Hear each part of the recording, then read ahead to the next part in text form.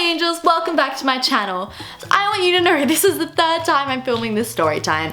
The first time my microphone didn't work. The second time I filmed it without my microphone working, and in like the very last sentence of what I was doing, I realized what was wrong with my microphone, and I was like, I want to upload a quality video. So I am back with the third time with my microphone working, ready to tell you this story time. That is the time I was almost kidnapped. Okay, so I was about 10 to 12 years old when this happened, and I was with, how many girls?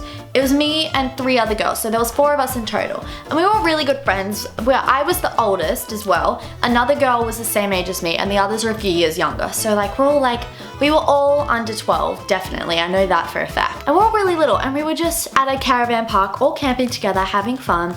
And the way this caravan park is set up is that there's basketball courts and a barbecue area next to each other, right? At the edge of the caravan park. And then there's posts along here, and on the other side of the post is just like a public normal road that isn't a part of the caravan park. So if that didn't make sense, here's a diagram here. That'll hopefully make sense because I want you guys to understand this story. Got it? Cool. By the way, I'm not using my friends' actual names in this video because I don't know if they want their names mentioned and stuff like on the internet, so I'm just not gonna say it just in case. So, we were all sitting at the barbecue area, not the basketball courts. We're all sitting in the barbecue area. We'd gotten there on our scooters, except for one friend, Tigger. She had gotten her bike, so she put her bike at the basketball court and just like put the brake down, just because that's what you do. So we're all just sitting there talking. We noticed that across the road, or like in the public area in this house, there was a guy knocking on the door, and like we were watching him because he was knocking, and then he was getting like mad, and he was like hardcore knocking, and he started kicking the door, like he was knocking and kicking the door, and we were like, damn. No, we didn't say damn. Everything I say, keep in mind it was in a 10-year-old's mind, so like take it down to a 10-year-old's mind. I'm just saying it in my mind. So he was like, we were like, damn, why is he like hitting the door like that? Like, one of my friends was like, obviously no one's home, like, because you could tell because it was a work day, there were no cars there, no one was answering the door, and we're like, oh. So all of my friends just went back to their conversation and they just like forgot about this guy. But I did not, because I just got this like bad vibe. I call it a bad vibe. Trust the vibes that you feel. I got a bad vibe from it, and I was like, something's wrong. Something is not right. There is something wrong with this situation. I didn't know at this point that it was connected to that guy. I just like, I don't know what it was, but I got this feeling that was like, something bad is about to happen, something is wrong, like, be on alert. So this guy, my friends were really loud, just being kids, this is nothing against them. They were just being loud and they were just like laughing, and one of my friends has a really loud laugh, so she like laughed really loudly. We're all still friends to this day, by the way. So she like laughed really loudly, and it was like in a movie, he just like turned around and looked at her. She didn't notice because she was in the conversation, I was the only one that noticed. He turned around and looked at her, and he started walking towards us, and he kept like eye contact the entire time he was walking towards us, which is hella creepy, right? And so he's walking towards us, and I'm in my head I'm thinking maybe he's just going back to his tent in the caravan park. Maybe he is gonna ask us to keep it down. I didn't know. I was trying to make excuses for him and not jump to like the worst conclusion possible, which is, it was the worst conclusion possible. So he's walking towards us. He's getting closer and closer and closer. None of my other friends are noticing, so I'm thinking like I'm overreacting, there's nothing to freak out about, until I thought, emphasis on thought, I heard my friend Sunny, let's call her Sunny. I thought I heard my friend Sunny say, oh my god, we need to go. She did not say that though, so I then replied to her even though she said nothing, and I've just gone, yes, let's go now. And she hadn't said anything, so all of my other friends were like, no, I don't want to leave, like I'm happy here. I'm like, nah, I'm chilling here, like I don't want to go. I don't want to go back yet. And I was like, no, like we need to go now. And my friend Sunny has then looked back, seen this guy who was now about 10 meters away from us, and she's like clicked and she's gone, oh my god, and she's like gotten on a scooter and she's just like gone. Not far, she like moved out so the rest of us could leave the basketball courts and was just waiting for us there. And my other friend, who I'm gonna call Tigger, I think I've already mentioned that already. Tigger, she had her bike over at the basketball court, so she's noticed as well, and she's going over to her bike. But my friend Flower, who was in front of me, so she was in front of me and I couldn't leave the basketball courts because she was like in my way. She had no idea what was happening. So she was like, no, I don't want to go back yet. Like, I just want to stay and talk here like we were. Like, this was good. I was having fun. Blah, blah, blah. Just like talking. This guy was like still approaching us, keep in mind, as my friend is talking. And I'm like freaking out, trying not to lose it at her. So, because I thought if I say like something like there's a guy behind us, he's going to start full on bolting at us, you know? Like, my brain was thinking, I was ticking. And I just looked at her, she looked at me and I said, we need to go now. And like, we need to go now. And she's looking at me and like her peripheral vision, she sees the guy walking towards us because he's behind us. So she's you guys. So she's turned and looked at me and seen this guy walking towards us from behind. And I'm like looking at her like, She's looked at this guy. It was out of her peripheral vision at first, because then she looks at him and her face was like, oh. And she got on her scooter and she went so fast. And it was really good. She moved so quickly once she knew what was happening. And she like got out. But my friend Tigger, there's always something, you know, nothing ever goes right for me. There's always that little thing that messes up. My friend Tigger she was on her bike. She was on her bike. She could never ever get the brake up because it was a kind of old bike, you know, it was a little bit rusty. And she could not get this brake up at all. Like, the brake would not come up from the ground. And at this point, I am bawling my eyes out. She is bawling her eyes. We're all crying because we're freaking out. At this point, this guy is like probably,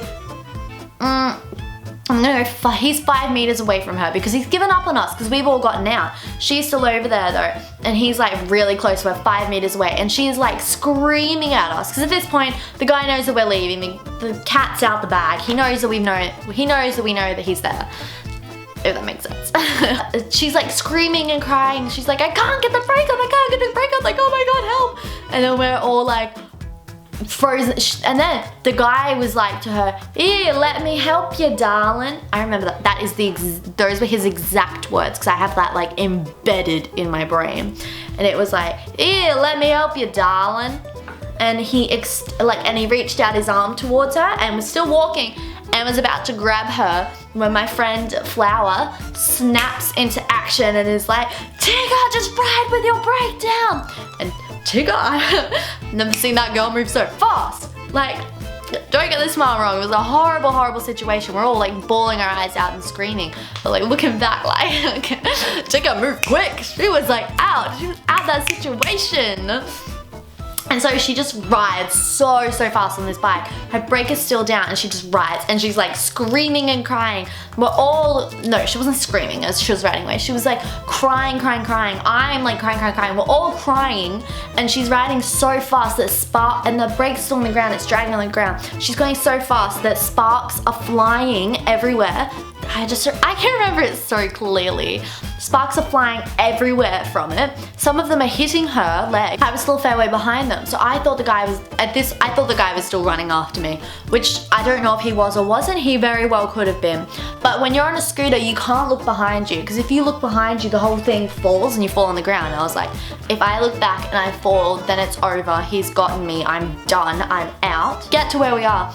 And we like jump off our bikes and scooters, literally like throw them because we just jump off and we run in and we're like, yeah, like screaming for our parents. And they come out and like, what, like what's wrong? And they came out and they were like, what's happened? And we explained everything. And my dad and Sunny and Flower's dad, their faces like fell. Flower and Sunny's dad got on a bike and was like, I'm gonna go look, like, and he said to my dad, can you stay here and make sure the girls are safe? And he was like, yeah, go. And so he gets on his bike and he went so fast and he was up at those basketball courts and he said to us later that he did a couple of laps around and he couldn't find him. So he came back to us and he's like, he's not there. And then my dad and his dad were like talking over. They didn't let us hear him because we were young, we were terrified, and they were like, they're kids, they don't need to hear this. And so they then said to us, we're gonna go up to the caravan park's office and we're gonna tell them what happened. They went up and when they came back, they told us that at the office, once they told the people that own the caravan park what had happened, do you know what they said? This man has been seen before approaching children. So from that sentence, there is not a doubt, not a single slither of doubt in my mind that he had bad intentions. He was gonna do something, whether it was like kidnap us, hurt us, I don't know. But Now I know for sure that he was not just walking into the caravan park. He was like gonna hurt us. Anyway, we called the police and stuff, and the police never showed up, okay? The police didn't show up. This guy got to just walk around still. Nothing ever happened with that. The police just didn't show up.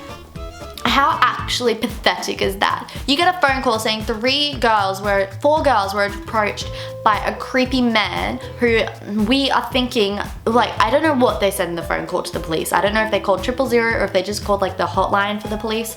They called something, but they've said like 3 girls have been approached by a man, and I don't know if they mentioned like we think he was gonna hurt them and stuff, but I think they would have. You know, like that's what I would have said. And the police said like, yeah, we'll come out and we'll make a police report. They just didn't. There was a festival on nearby, so they didn't have enough time.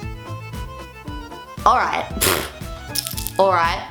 Like, this makes me so mad. This makes me so mad to this day. And this was like 6 years ago or whatever. I don't even know how long. It was a while ago.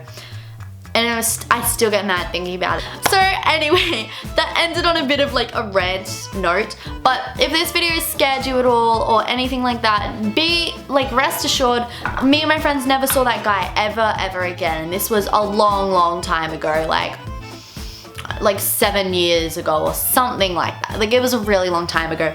So yeah, just be rest assured we never saw him again. Nothing ever happened from that. So we're okay. Like if this story scared you at all, which I really hope it didn't, just like everything was okay in the end.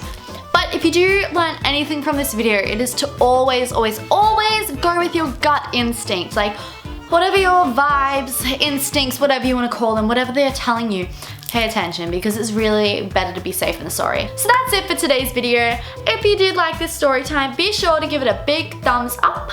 And don't forget to subscribe to my channel, because I'll be uploading videos every single Friday for you all. All my social media links are below as well if you're interested in any of that jazz. And I'll see you guys all in next week's video. Bye!